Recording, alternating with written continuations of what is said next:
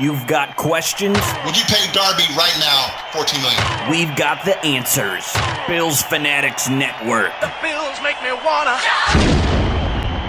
All right, so this thing on. It's about to be. Good evening, everyone. My name's Nate Geary. I am a producer and co-host with WGR Sports Radio 550 in Buffalo. I am coming here today from you live in studio here at WGR, just coming in for the night to do a little bit of Facebook here on Bills Fanatics, that is. And I'm pretty excited to be on. Happy to have Pierre have me come on Facebook with you guys to bring you guys some Bills news throughout the weeks coming up here as we move into the season. So to intro myself a little bit more for you, as I said before, I work for WGR Sports Radio 550 here in Buffalo. I have my own show on Saturday mornings, which I'm sure all of you listen to, and that is from 8 to 10 a.m. And you can hear me and my friend Ryan Gates, who is the producer for the PM Drive, Mike Shope and the Bulldog on WGR during the week, and he has his own show now, The Nightcap. So he joins me Saturday mornings. I also, from time to time during Bills camp here anyways, I'll have Sal Capaccio in and out with me during camp, and various other Bills reporters and bloggers along the way. So for me, I am a big football guy. Grew up in a football background. I went to Frontier High School in Hamburg, New York. I played quarterback there my senior year. I played quarterback my whole life, but just worked out where I started quarterback my senior year, my junior year. I played some defense, so I got some nice knowledge of each side of the ball during my high school career. Then I moved on to play college at Buff State. I think I ended up with 2 official starts under my belt at Buff State my freshman year. Broke my ankle. Second year, a guy named Casey Kaz came in. If you've never heard of him, he's quite a quarterback. He has won some state championships here in the Buffalo area at Sweet Home. So he came in. I got hurt again, and then didn't end up playing very much for the rest of my career in college. So, but I did learn a lot about the games, just as far as breaking film down and just a lot about the game itself. So I feel like I've got a firsthand knowledge of the game of football that a lot of folks can't bring to the table just because they don't have the experience. So for me, I am excited to be a part of Bills Fanatics, mostly because, I don't get a lot of opportunities to go on live on Facebook. So this is actually only my second time. Yesterday during my show was the first time I used Facebook Live for my show, and it was a big hit. Seemed to get a lot of people enjoying it. So I'll probably do that again on my show in the mornings, and I'll be here every Sunday with you right here on the Bills Fanatics Facebook page live. So if you get an opportunity and you have any questions, feel free to shout them out to me. I will gladly answer any questions you have. But as far as I go, this year, what I plan on doing on Sundays, at least for the immediate future while the Bills are still in training camp, I'll be headed out to St. John Fisher next week. I'll do a live broadcast from St. John Fisher right here on Bills Fanatics Facebook page. You can also catch it on my Facebook page. And if you don't follow me on Twitter already, please do. It's at Nate Geary, NateGeary. WGR, and you can follow me, like I said, on Twitter, Nate Geary WGR. I'm on Facebook, and I'm also on Instagram, so you can follow me on all those platforms to get basically all your business. My Instagram page is a little bit more of a personal page, but feel free to throw me a follow anyways. Where you'll be getting most of your Bills updates is going to be through Facebook, but mostly Twitter. That's really kind of where I stick to as far as my Bills talk. So, and also, if you don't know, I also write for Scout.com for the Buffalo Bills Report. Brian Talbot and myself both write there, so you can see some of my writing there. I'm currently in the middle of finishing my 6-part series about 6 ways the Bills can break the playoff drought that is now 16 years. So a little bit more about myself. As I said, I'm a football guy. I came back from, I'm a football background guy.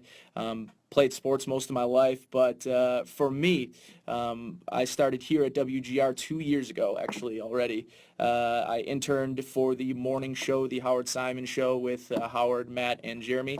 During my time in the morning show, I just did a lot of sound monkey work, cutting sound all the time, doing the whiner line, which most people love.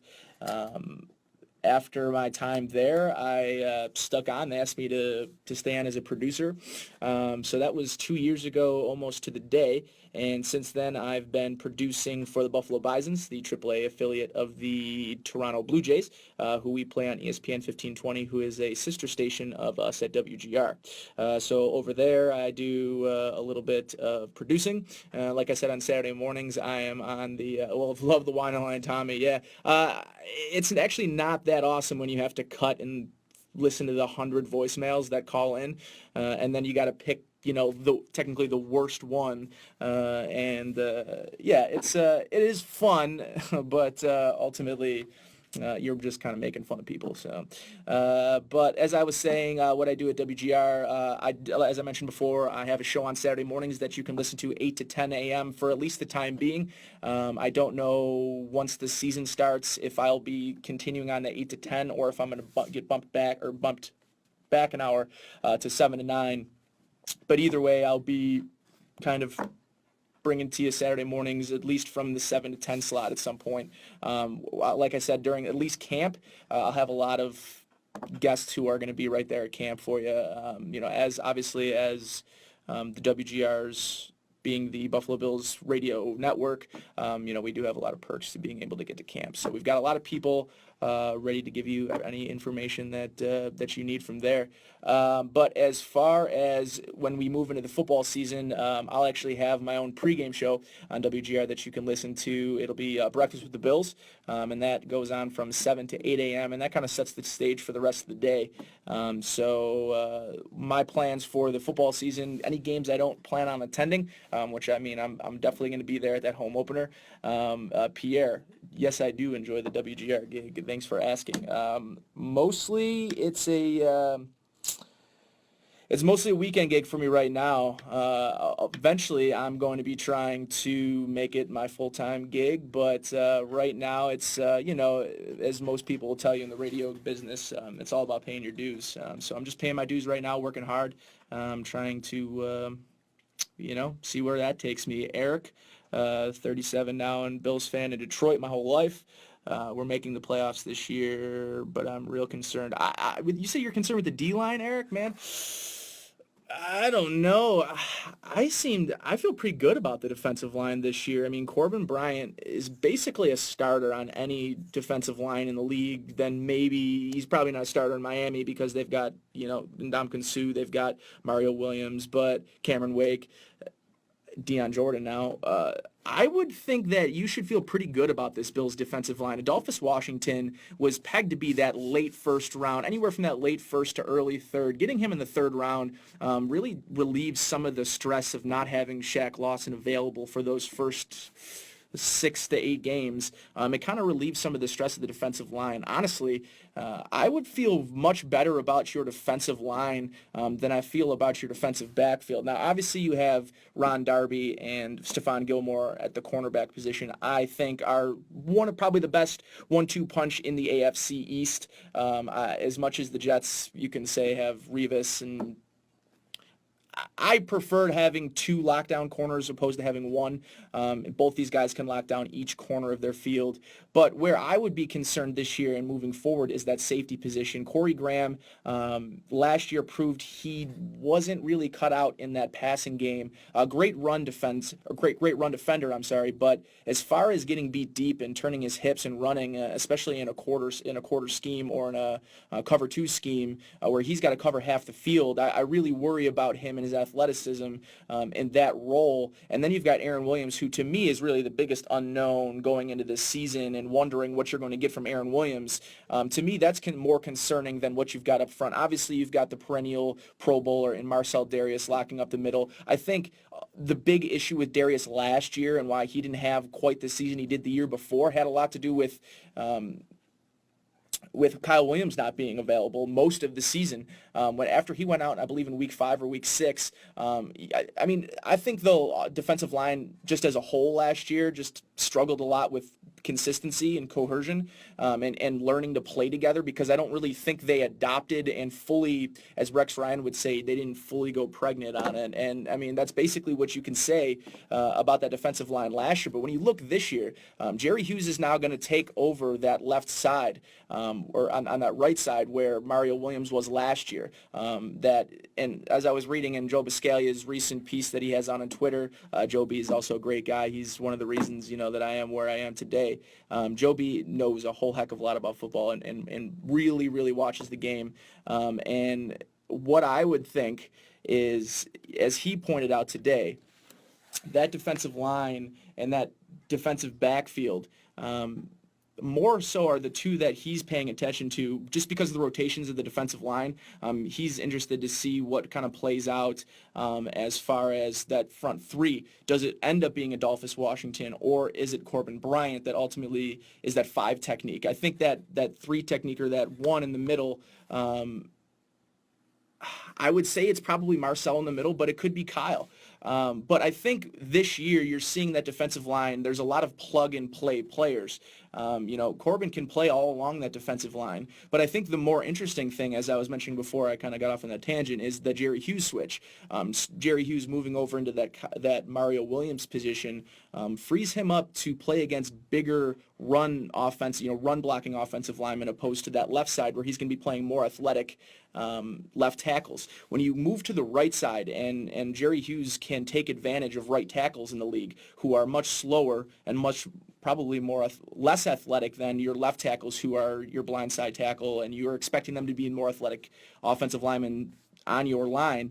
So when you look at that, Jerry Hughes is already going to have an advantage playing against slower, less athletic guys. And I think ultimately that defensive line is going to be fine. And as I was mentioning before, that defensive backfield is really where you're going to have to pay attention to this year. Is a guy like Robert Blanton going to have to step up, because Aaron Williams isn't able to kind of fill the role that he was when he was starting the season last year before that New England game where he got hurt. But I've never been a huge fan of Aaron Williams. We'll see where he goes this year. But I'm a little worried about what happens with Aaron Williams this year. I'm never really comfortable with a guy going into a season thinking wait and see.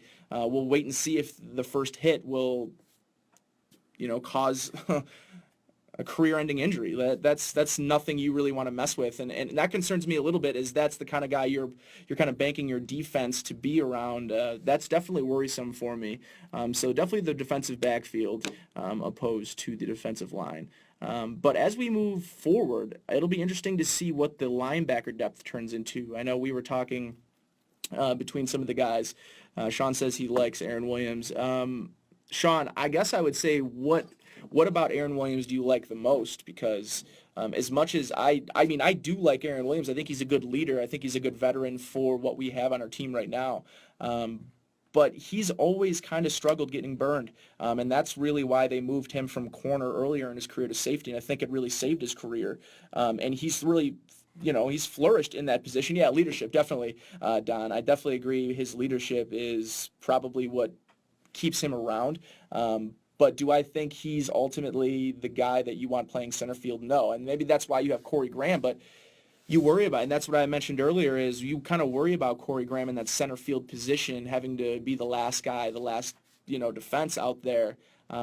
It concerns me a little bit. And we'll see this year. Robert Blanton, he came in the offseason. He was a pretty cheap acquisition. Obviously, the Bills didn't have much to work with as far as cap room this year. So getting a guy like Blanton, you're kind of rolling the dice, hoping that he is more than what he was in Minnesota. And let's be honest, in Minnesota, he was really packed behind a very, very deep defensive backfield. A lot of Notre Damers over there in Minnesota. Robert Blanton, a Notre Damer himself. So I watched a lot of Robert Blanton over his college career. I think he has the intangibles to be good. I don't know about elite in this league, but he can definitely be the guy if Aaron Williams again, can't be. But let's hope the best case scenario for, I think, all Bills fans is that Aaron Williams is 100%, and he can go back to kind of controlling Rex Ryan's defense. And I think the addition of Ed Reed can only help, especially technique-wise, with everyone in that defensive backfield. Ultimately, I think it's mostly, you can't say enough about Donnie Henderson. He left, I believe he went to Michigan in the offseason to go, I believe he did. And now we have Ed Reed, and it's we'll see how Ed Reed does with this defensive backfield. Mostly the safeties is where I'll look. But Duke Williams is another name, too, that I saw this morning that was getting some second-team reps yesterday ahead of Jonathan Meeks, which I guess surprises me a little bit.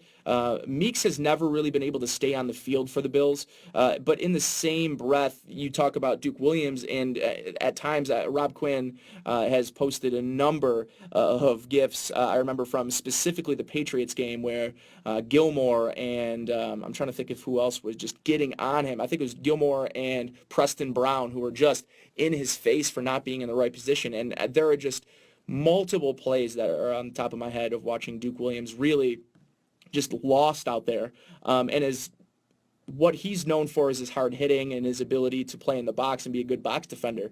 But if he can't play the pass and he can't cover tight ends in this league, he has no place on my team, even if he can play special teams. And I mean, that's what Colt Anderson's on this team for. I would expect Colt Anderson to make the 53-man roster. He's one of the better special teams players in the league, but that to me doesn't really give them a lot of options. If they're going to use 5 safeties, I'm pretty worried about what they're going to do at other positions, because if they're going to hold 5 safeties, they can't keep Jordan Gay. There's no way you can keep a kickoff specialist and keep 5 safeties and also want to keep an extra receiver to have Marcus Easley available for special teams. So eventually you can't just keep players based on their special teams ability. And if... I don't know. Ultimately, there's a lot of questions in the depth positions. I think a lot of the key top positions the starting positions are taken care of. And Sean, am I the guy who's doing the new Late Show? No, that is my partner, Ryan Gates. Gates does the Saturday show with me. He also produces for the 3 p.m. To 7 p.m. Show Up in the Bulldog Show. So that's Ryan Gates. You can hear, like I said, you can hear him with me on Saturday mornings, but that is not me. I am just doing Saturdays right now, as I still have another full-time job, and I'm still doing a lot of miscellaneous writing. So I'm spread pretty thin. So another weeknights really couldn't swing it for me. But Sean, I'm totally agreeing with you. The Gronk and Martellus Bennett, that combo is definitely going to be lethal. But what I would say about it is they've really predicated their offense on the short to intermediate passing game. They don't really have big receivers. What they have are short, small, route running receivers that are precise route runners who are going to get to those spots in his own defense. If you noticed when the Patriots struggled the most last year, which there weren't many times they struggled a lot, but if you look in that second game against the Bills on Monday night and you look at some of the games against the Dolphins and against the Jets when they lost to the Jets last year, when they went man up across the board and those receivers had to get off the line of scrimmage, those receivers are small. They don't get off press coverage all that great, and if you're wondering, I mean, just go back and watch film from the Bills last year. Chris Hogan, he really struggled against man-to-man coverage because he just doesn't have the quicks and athletic ability. Now, when he gets in space, he's sure-handed. He's 7'11". He's going to make the catch, but other than that terrible drop he had that went right through his hands from Tyrod Taylor earlier in the season, but yeah, no, they don't really have a lot of deep threats on the outside. So what I would worry about is what they do with combination routes in the middle with Gronk and Bennett.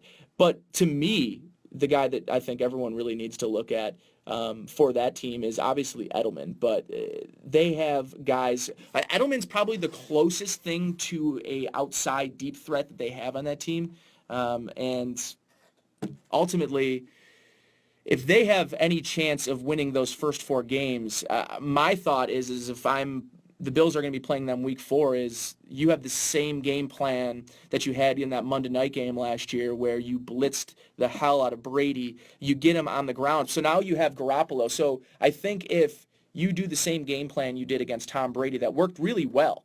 If you remember in that game, our offense was the reason that we just couldn't do anything in that game. They had no points. And Tom Brady was stifled most of the game. If you remember, he was on the ground a lot. And to be honest, a lot of teams used the recipe that the Rex Ryan used against Tom Brady for the rest of the season. Let's see. I like our D plan last year versus Patriots second game, just as we were saying. Yeah, I hope to see a lot more of that. Same with me, Sean. What I hope to see is just a little bit more discipline this year. Especially out of veterans like Jerry Hughes. And if you remember, Aaron Williams was the same. Earlier in the season, he had received a couple of personal foul penalties, a couple late hit penalties that are just not needed. There's nothing worse to me than a 15-yard unsportsmanlike conduct penalty when you've got 3rd and 3 and you sack a guy and you celebrate and you get that 15-yard penalty, or worse, when you jump off sides when they're about to punt and you jump off sides, give them that extra 5 yards and puts them into field goal position, and you give up 3 points when you could have gotten a stop and a punt on 4th down. You can't end without sharing your thoughts on Tyrod. I've got a lot of thoughts on Tyrod, Pierre. I'm not sold, and I don't think anybody should be sold on Tyrod. If you read anything from Joe B in the past couple days, Joe B has mentioned both times that Tyrod's been pretty mediocre to start this training camp, just nowhere near as sharp and as crisp as he was during the June OTAs and voluntary minicamps earlier in the season. I think what you hope to see from Tyrod is to him, he's going to, for his size and his ability, he needs to be a sharp precision passer in that short to intermediate passing game. He needs to be able to hit that 10-yard out on stride every single time. He needs to hit that 5-yard slant over the middle, that 10-yard dig over the middle in stride every single time. And if he can't do that, there just isn't a place in this league. It doesn't matter how athletic you are. It doesn't matter how far you can throw the ball. Ask DeMarcus Russell. Ask, Cardale Jones has one of the best arms, he definitely has the best arm on the team. I think that's bar none. Cardale Jones probably has one of the best and strongest arms in the league. But if he can't throw accurately on those short to intermediate passes, you're kind of useless in this league. It's all about timing. It's all about in rhythm. And his ability, and what I've been noticing in camp, is his third step on a lot of those 3-step drops, and a lot of reasons why he's late and why some of these deep balls are coming short and some of these receivers are having to stop and come back to these deep balls so far in training camp, is because he's getting a little lackadaisical on that third step on his 3-step drop. And what he's doing is he's not keeping moving. If you watch Peyton Manning, now I know last year is a difficult example to watch and go back to on Peyton Manning because he was bad for most of the season, but he got the job done moving forward because his game has never been predicated on throwing bullets and throwing, deep balls over the middle and throwing ropes. He's always been a 3-step, always keeps his feet moving in the pocket, and he's always ready when a guy opens up, before he opens up. And ultimately, what Tyrod needs to do to be successful in this league is he needs to be a 70% completion percentage guy. He's got to live in that 70s to mid-70s. He has to live there. If he doesn't, I don't see where the success is going to come from for him. Unfortunately, with his size, there are guys who are doing it in this league now. Drew Brees has done it for a long time, but Drew Brees is one of the most accurate passers in the league. Find me a guy who is as accurate and not have the big arm. He does not have a huge, strong arm. He never has. Going back to when he got hurt, he hurt his throwing shoulder back in the day, and if you remember, the Dolphins almost had him.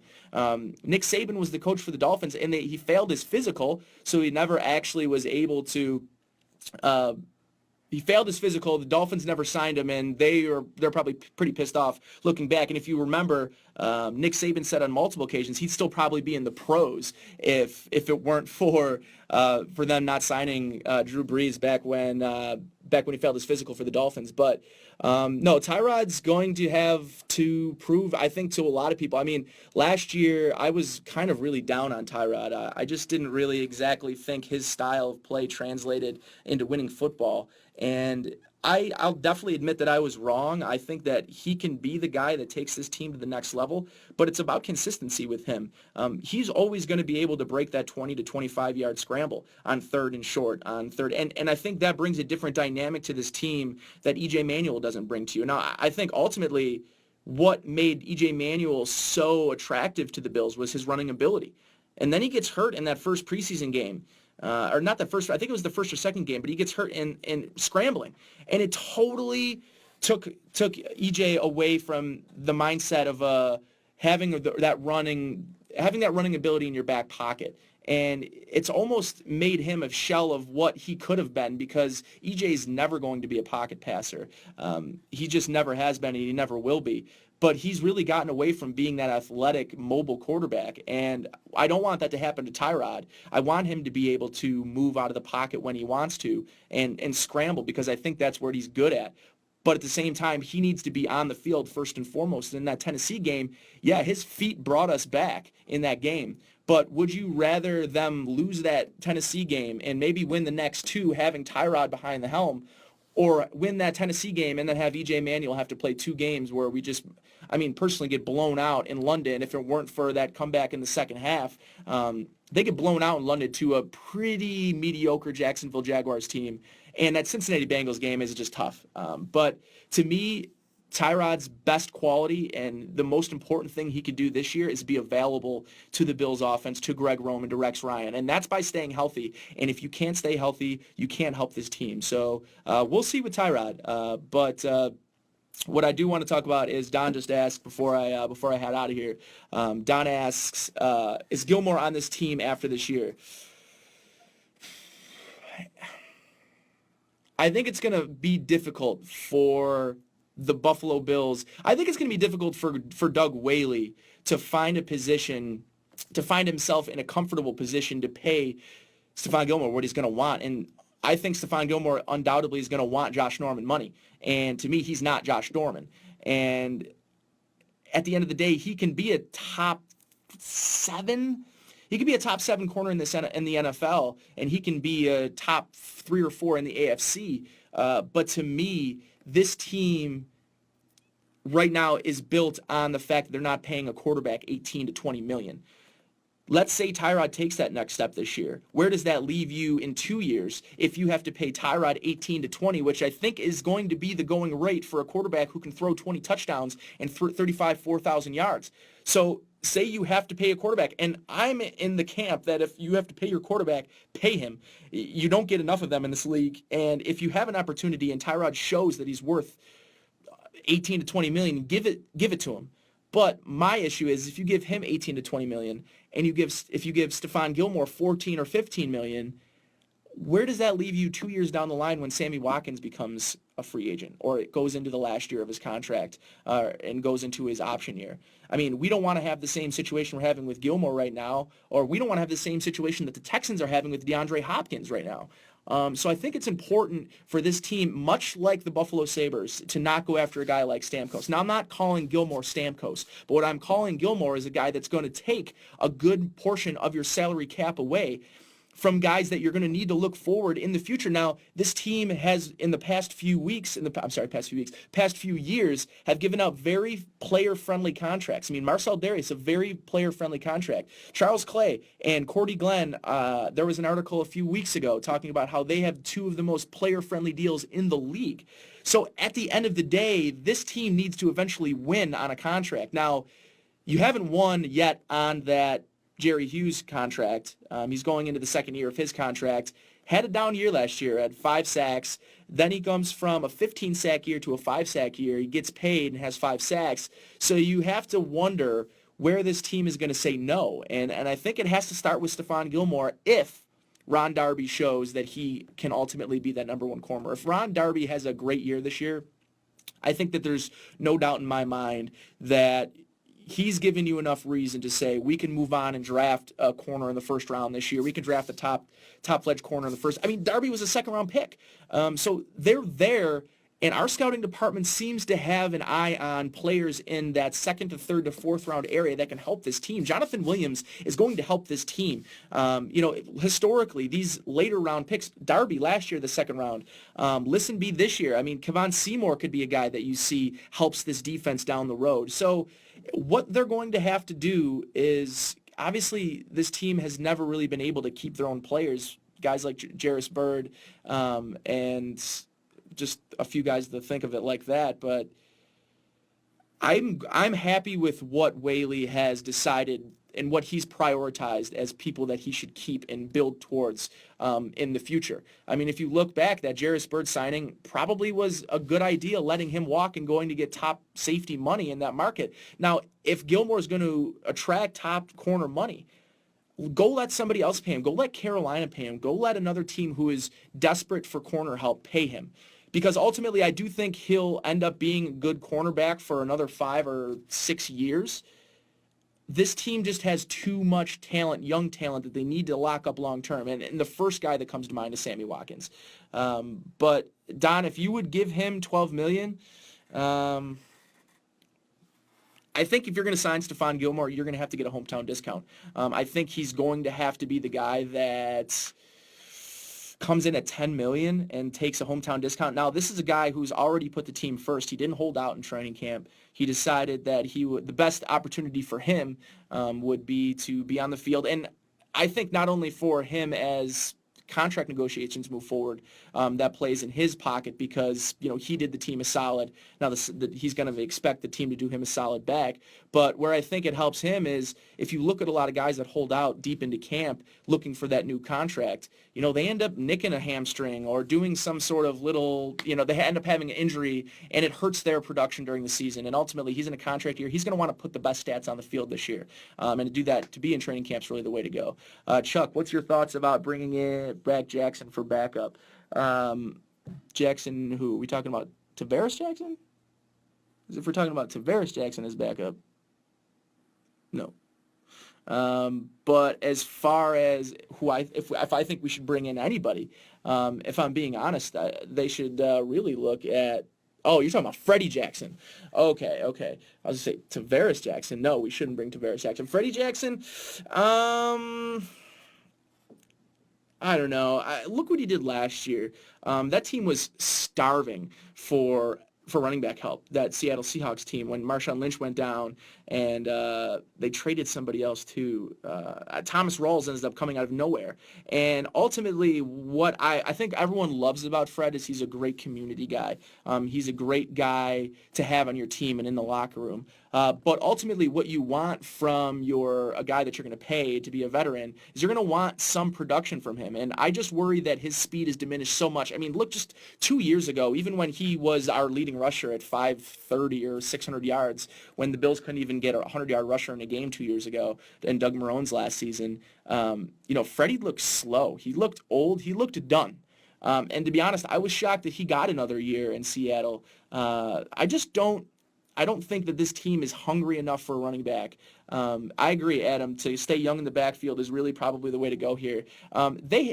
Even though Carlos Williams goes down, but comes in overweight, isn't ready for camp, and has to ultimately sit and has that 4-game suspension, we're going to see somebody have to step up. Now, Mike Gillislee showed last year in his short time as a quote-unquote starter, but really kind of a replacement level guy. I mean, Gillislee looked good. He has the top-end speed to be a productive running back in this league, but he's small. So he's not going to be a guy that can carry the load for this team and have a 15 to 20 to 25 carries a game kind of workload. He's going to have to be an offsetting guy. And obviously you have LaShawn McCoy still, so you're not going to have to worry about him starting, but ultimately, I want a guy who's going to be in that number 2 spot, which is why I like Reggie Bush in this position. Is I would like to have someone that you can have in the backfield with LaShawn and Tyrod at the same time. Someone that gives you some versatility to maybe run some read option and have a pitch guy, or to run a little bit of trickery as far as screens go. And that's another thing that I'm sure I could have a whole podcast about, just how aggravated I was at times last year watching this team ignore Sammy Watkins in the short screen game for the receivers, and running swings and just all that kind of stuff. This team is so, especially last year with Percy Harvin, those first couple games, I thought I was going to see a lot more swings out to Sammy Watkins, just get him the ball in space. And I mean, if you look at what they did with DeAndre Hopkins last year with Brian Hoyer, I mean, Brian Hoyer, half of his passing yards were little dumps to DeAndre Hopkins, who runs at 15, 20, 25 yards. Those are easy yardage. And I mean, especially for a guy like Tyrod who could use some confidence early in games, why not just get it out to Sammy and let him run in space? That's what he did in college. I mean, he was really good at that in college. So right tackle, I see right now, Vince, I see at right tackle Jordan Mills right now. But I think that's going to be up for debate moving deeper into camp with Seantrell Henderson. Obviously, I don't know if anyone saw a picture of Seantrell. He looks very lean right now, probably in the best shape I've seen him in since he's come to Buffalo 2 seasons ago. But we'll see what happens with Seantrell. He played well last year at times, and then he also played really poor at times last year. And I think that the Crohn's disease illness, if that can be past him, I like what we have in a 1-2 punch if Jordan Mills can't get it done, having Seantrell there. And what I don't want people to do is give up on Cyrus Quandro just yet. The kid is 22 years old. He still has time to develop in this league. A lot of linemen in this league take a long time to develop. So a guy like Cyrus Quandro can still be a swing guy, a sixth lineman or an extra tight end for this team. So I think Cyrus Quandro will still make this team. But for the right tackle position, I ultimately think it starts with Jordan Mills, and we'll see where it goes from there. Gillislee so far. I haven't seen much of camp so far, guys. I've mostly been in the studio. So from what I hear from Sal, what I'm hearing from the guys down who are there at St. John Fisher, Gillislee, I haven't heard much. As far as James Wilder Jr., he was working in with the firsts yesterday. I don't know how it went for him today, but as far as I know, James Wilder Jr. has looked pretty good. Now, what I think is interesting about Wilder is he was the starter, I think it's now going back 4 years at Florida State. And when Carlos Williams and James Wilder were there, James Wilder was the big physical running back. He was their starter. So I would look for Wilder to at least make a push for this number 3 spot. I don't know if he'll ever get in there to the number 2.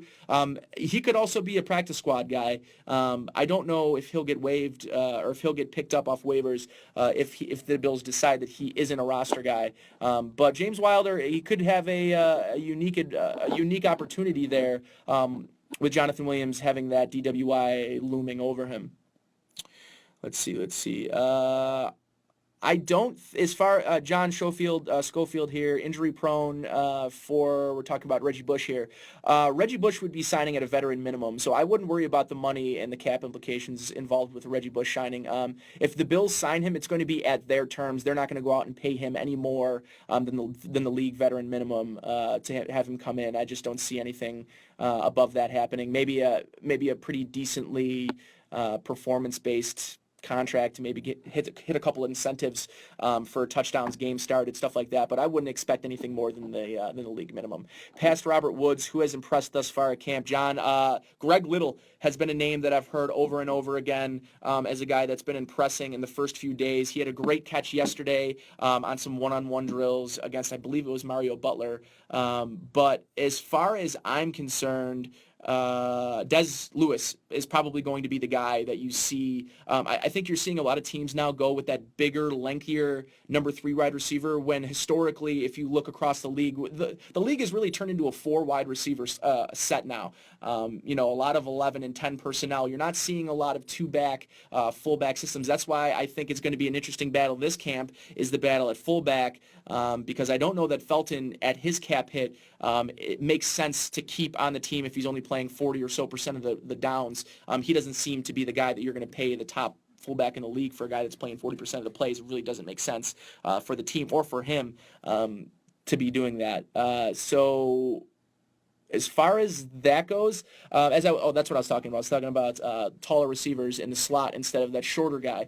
Historically, you'd look at a guy like Edelman or Goodwin as being, now obviously 2 different teams, but Goodwin, that type of frame, that small, quick, good route running, the ability to break away from outside linebackers who will be kind of pushed out, especially in those base packages. But now that we've moved towards that, as I was mentioning, that 3 and 4 wide receiver base packages on the offensive side, the defensive side has had to come back with, a lot of nickel and dime looks as their base defense. A lot of teams now, the nickel defense is really the base defense of a lot of teams now. Teams really can't run that traditional 3-4, that traditional 4-3 because it's a mismatch to have guys like an outside linebacker like Reggie Ragland having to go out on a slot receiver. But my idea for this team is if they do have Des Lewis and Greg Little as your 3-4, I like that. Those are bigger guys. Greg Little, the only reason that Greg Little hasn't stuck on since his early production that he had in his career, I really think ultimately is because he's had a bit of an issue with the dropsies, nice hands, feet kind of thing. So we'll see if he can get his drops under control during camp. If he does, I think he sticks. But Des Lewis is going to be someone to keep an eye out moving forward in camp. Vinny, is there enough quality depth at outside linebacker? Now that's a good question. Outside linebacker, I am a little bit worried about, but it depends on what you mean by outside linebacker. Because in this Rex Ryan defense, I really wouldn't say that there's a true outside linebacker. You're really looking at that guy as being Manny Lawson and probably Shaq Lawson, I guess. Who knows where Shaq Lawson to me is going to fit in once he gets back. He's obviously going to take the position that Manny Lawson will be filling, but IK Anapali is in right now.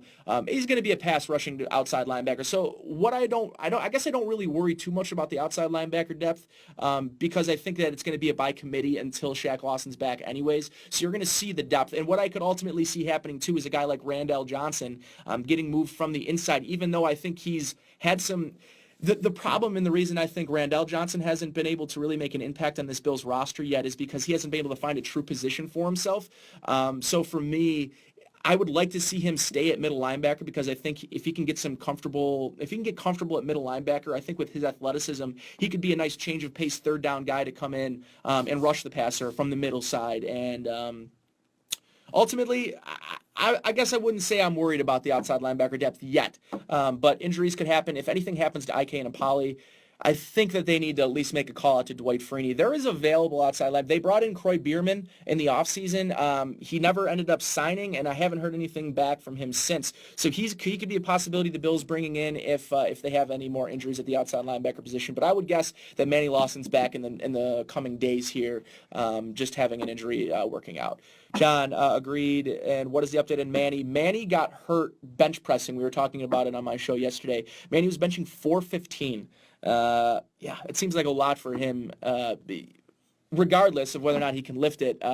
He ended up hurting himself. I don't know if the weight fell on him. Apparently there was blood involved, so that sounds pretty gross. But he was at least off to the side of the field. He was participating in like the non-contact drills where you've got just a lot of doing footwork drills, trying to get his stamina up and probably trying to stay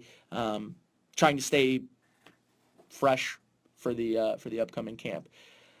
Yes, monster for sure. 415 is no joke. I squatted 415 one time before, and that was a huge thing. So the fact that dude's just pounding out 415 on the bench press is definitely impressive. All right, well that's going to be it for me this week. I appreciate everyone that hopped on here and listened/watched me today. As I mentioned before, you can follow me on Twitter at Nate Geary WGR. I'll be coming at you every Sunday right here on the Bills Fanatics Facebook page. So make sure you're paying attention then. On Sunday afternoons, probably in that 7 o'clock hour time slot. I'll also probably bring some guests along with me in the coming weeks as I've got some people to my disposal over here. So we'll try to keep this fun for you guys on Sundays. And as the Bills season comes up, I'm excited for the prospects of maybe doing a post-game show of some sort right here on Bills Fanatics, because I will be here for the halftime and post-game doing anchoring updates for WGR for the most part. So I will be here to and Vinny, you're welcome, my man. Thanks for watching. I appreciate your support and watching me today. But what I think I'll be excited about doing is bringing some content on Bills Game Day. I'll also probably do some live streaming from the Bills lots when I head out for some of the home games that I'll be at this year. So stay tuned for that. I'm doing a lot of fun stuff on here. And I really want to give a big shout out to Pierre for reaching out to me and getting me involved in this, because I think not only does this help it helps me a lot because this gives me a new platform to reach viewers. But for Bills Fanatics, I think this is going to be great content for the listeners and the followers of Bills Fanatics. I only see this stuff getting better and better as we move along here. So yeah, John, this right here, honestly, I'll give you a look. This is just the anchor studio that I'm in here. This isn't the actual studio itself. The studio, as you can see, where they sit is across the way here. I'm in my own little tiny booth in here, so no worries. This is this is the rookie court, we call it back here. So this is the freshman fields back here, the JV field. So I'll be in and out of the GR studio, I'm sure, doing this as well. So I will say hi to Howard, Sean, for you. But that is it for me this week. I look forward to coming back to you next week, hopefully live from training camp, so stay tuned then. For Bills Fanatics, I'm Nate Geary.